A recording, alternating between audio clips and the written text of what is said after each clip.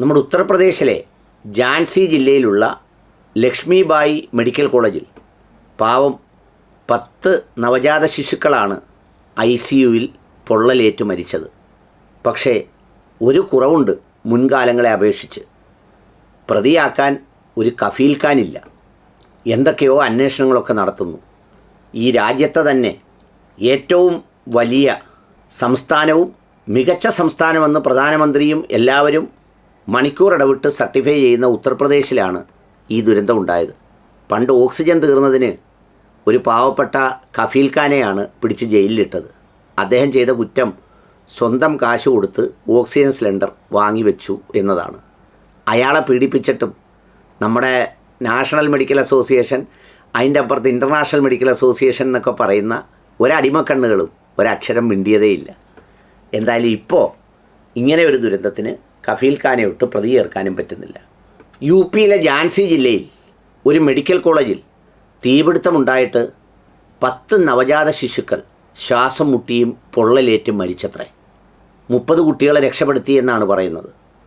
Short circuit കാരണമാണ് തീ പിടിച്ചത് എന്ന് പറയുന്നു. നമുക്കറിയാം ആശുപത്രികളിലെ സംവിധാനം എത്രത്തോളം മെച്ചമായിരിക്കണം, പ്രത്യേകിച്ച് ഇത്തരം സംവിധാനങ്ങളുടെ. അതൊന്നും പോലും രക്ഷപ്പെടുത്താനോ നന്നാക്കാനോ കഴിയാത്തവരാണ് വല്ലവൻ്റെ സ്ഥലം പിടിച്ചു വാങ്ങി അവിടെ രാമക്ഷേത്രം പണിഞ്ഞ് ആളുകൾ മുഴുവൻ ഇങ്ങോട്ട് വായോ എന്ന് പറഞ്ഞ് ബഹളമൊക്കെ വെച്ചത്. ആരും ഇപ്പം അങ്ങോട്ട് പോകുന്നതായും കേൾക്കുന്നില്ല, ട്രെയിനും പോകുന്നത് കേൾക്കുന്നില്ല, പ്ലെയിനും പോകുന്നത് കേൾക്കുന്നില്ല. അവിടെ എന്തൊക്കെയോ ആയി തീരുമെന്ന് പറഞ്ഞത് എന്തായി തീർന്നെന്നും അറിഞ്ഞതുമില്ല. അവിടെ ജയിച്ചത് ഒരു ദളിത് വിഭാഗത്തിൽ വരുന്ന നമ്മുടെ സമാജ്വാദി പാർട്ടിയുടെ MPയുമാണ്. ഏതായാലും ഇപ്പോൾ ഈ ദുരന്തം ഉണ്ടായപ്പോൾ ഞാൻ ഓർത്തുപോയത് ഏതാണ്ട് 4-5 വർഷങ്ങൾക്ക് മുമ്പ് അവിടെ ഓക്സിജൻ സിലിണ്ടർ തീർന്ന് കുട്ടികൾ ശ്വാസം മുട്ടി മരിച്ച സംഭവമാണ്. അന്ന് തീർന്നതിന് കുറ്റക്കാരനായി കണ്ടെത്തിയത് കഫീൽ ഖാൻ എന്ന് പറയുന്ന ആളിനെയായിരുന്നു. അയാളുടെ അയോഗ്യത കഫീൽ ഖാൻ എന്ന പേരായിരുന്നു. അയാളെ ജയിലിലിട്ടു, അവിടെ ഇട്ടു, ഇവിടെ ഇട്ടു. അയാൾ പറഞ്ഞതെന്താ? അത് തീർന്ന പല സന്ദർഭങ്ങളിലും അയാൾ വ്യക്തിപരമായി കാശ് കൊടുത്ത് ഇത് വാങ്ങിച്ചു വെച്ചു.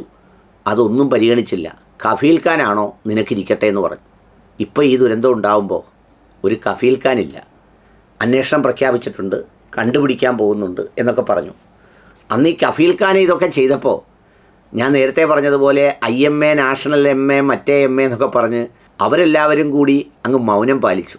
അടിമക്കണ്ണായിട്ടിരുന്നു. എന്തിനാണൊരു ഡോക്ടറെ പീഡിപ്പിക്കുന്നതെന്ന് പോലും ചോദിച്ചില്ല. ഇപ്പോൾ പ്രതിയില്ലാതെ ഇങ്ങനെ സംഭവിക്കുന്നു എന്നുള്ളത് അതിൻ്റെ ഒരു പ്രത്യേകതയാണ്. പ്രതിയില്ലാതിരിക്കാൻ കാരണം കഫീൽ ഖാന്മാരെ കിട്ടാനില്ലാത്തത് കൊണ്ടാണെന്ന് ഓർക്കണം.